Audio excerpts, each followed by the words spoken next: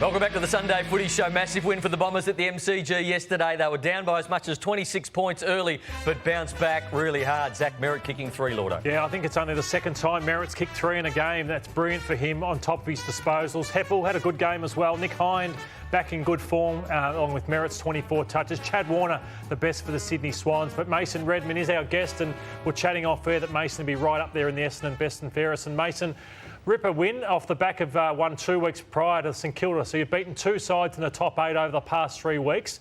What's been the focus areas for the Bombers after such a poor first half start to the season? Well, I think following on from the Sydney game in the first half of the year, we really nutted it out and focused on our contested ball, our pressure and our tackling. It just wasn't up to scratch in the first half of the year, and our performances showed that. And I think now we're starting to reap the benefits of focusing on that, and hopefully we can upset a few more teams in the back half of the year. Yeah, you referenced that round 9 game against Sydney and the fallout from it, which was massive. But how did you use it? Like, give us a specific example of how you used that Luke Parker incident in the build-up to this game yesterday. Well, I don't think it was necessarily just the Luke Parker incident. I think it was the whole game. To be honest, we just didn't show up where we wanted to, especially in a club great in Dice's 200th. It was a very disappointing day for the club, and we just don't want to go back to that. And I think that was all the talk. We wanted to show up in the areas I spoke about before in contested ball and tackling, and we didn't necessarily start off that well yesterday. We obviously the first quarter was probably a bit flat, and then we're lucky we were able to finish it off so well. We finished off the game exactly how we wanted to play, and hopefully we can bring that for a lot more quarters in the back half of the year. Mason, you yourself play an aggressive brand of football. You get in the opposition's faces, and I thought that Sam Durham came along for the ride yesterday. He was one of the players doing that as well. Rampy. Yeah, he puts his head over the ball really well. I would say for his age and how many games he's played, he is an inspirational sort of a player. He puts his head over it all the time. I think he got a holding ball paid against him yesterday, and it was, even though it was probably disappointing that the holding ball was paid, it was his effort leading up to that was unbelievable. So really happy with how he's going, and I think he's got a big career ahead of him.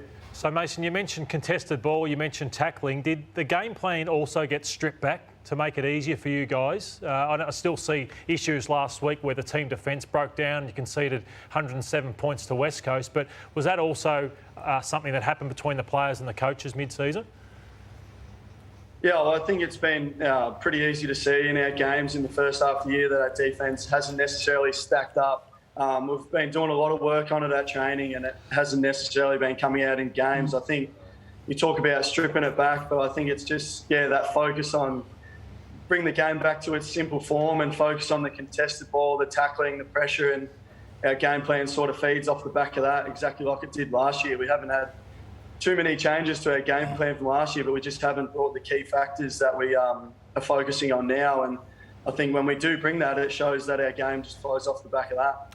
Mason, Jake Stringer's efforts in the final quarter, what did you make of them personally? The guys on the panel earlier have wrapped it up as being one of the great performances of this season. It was match-changing, wasn't it?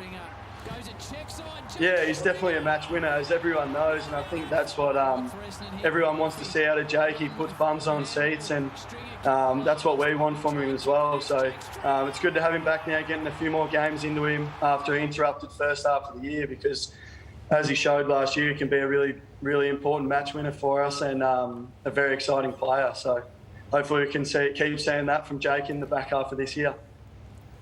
Mason, congratulations on yesterday's performance. Your individual goal was fantastic in that last quarter, but talk me through your celebration. I'm just trying to work it out myself.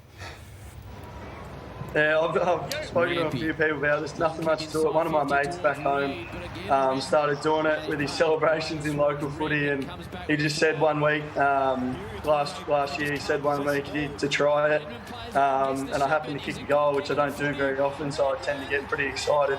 So yeah, there's nothing really too much to it, but I'll keep doing it, I reckon. It was the perfect example of the stand rule yesterday. You put them in front with that goal. Do you think you would have been able to kick the goal over the man on the mark if that rule hadn't have been changed? Yeah, probably. I got a pretty big leg on me, but yeah, it definitely helps. I ended up getting 2 blocks, one from Sammy Draper and one from Zachy Merritt. So it was it's good. It definitely puts you within a bit closer range. It's good from that point of view, and I think I speak for all the footy fans out there. Everyone loves seeing a long goal from 50.